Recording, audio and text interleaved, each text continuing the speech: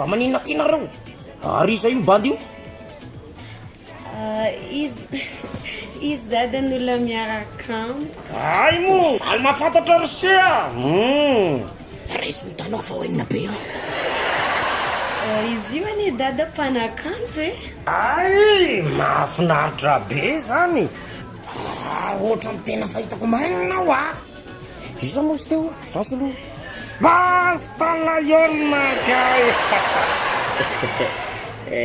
tsy izy dadiloviona ay mo zay aloha raka izy a avelana io aloha nareo endre tsara ndria zea mbola tsy mahazo mikitikitika aloha raha tsy vitany raraha yao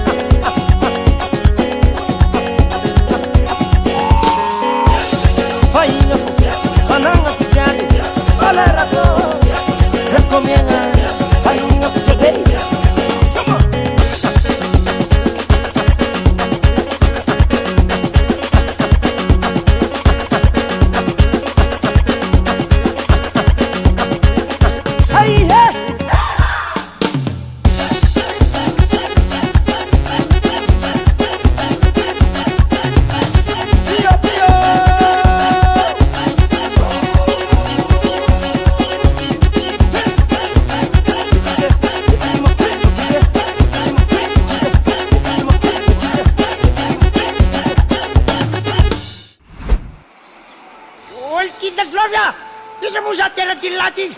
Reny lasa vadillah. Vadillah.